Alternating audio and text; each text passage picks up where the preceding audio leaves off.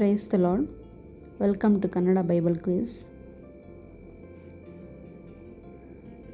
ಯೇಸು ಕ್ರಿಸ್ತನು ಅಡವಿಯಲ್ಲಿ ಎಷ್ಟು ದಿವಸ ಉಪವಾಸವಿದ್ದನು?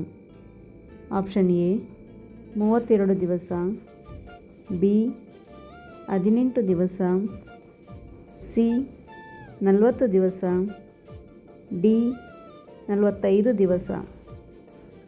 ಇದಕ್ಕೆ ಸರಿಯಾದ ಉತ್ತರ ಸಿ 40 ದಿವಸ.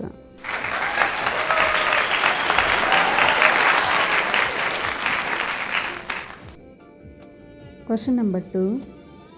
ಯೇಸುವನ್ನು ಕೊರಡೆಗಳಿಂದ ಹೊಡೆದವರು ಯಾರು? ಆಪ್ಷನ್ ಎ ಶಿಷ್ಯರು, ಬಿ ಪಿಲಾತ, ಸಿ ಹೆರೋದ, ಡಿ ಸೈನಿಕರು.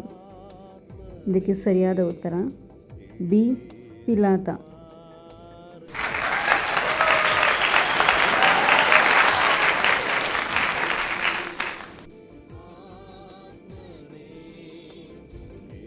Question number 3.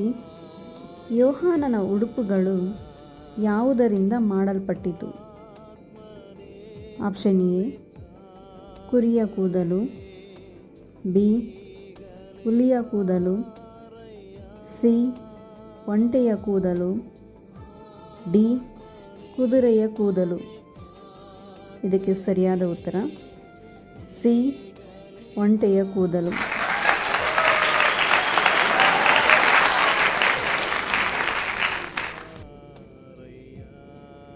Question number 4.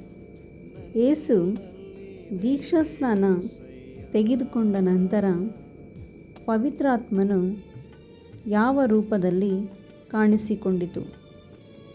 Option A ಹದ್ದುಗಳ, ಬಿ ಮೋಡಗಳ, ಸಿ ಪಾರಿವಾಳದ, ಡಿ ಯಾವುದೂ ಅಲ್ಲ. ಇದಕ್ಕೆ ಸರಿಯಾದ ಉತ್ತರ ಸಿ ಪಾರಿವಾಳದ ರೂಪದಲ್ಲಿ.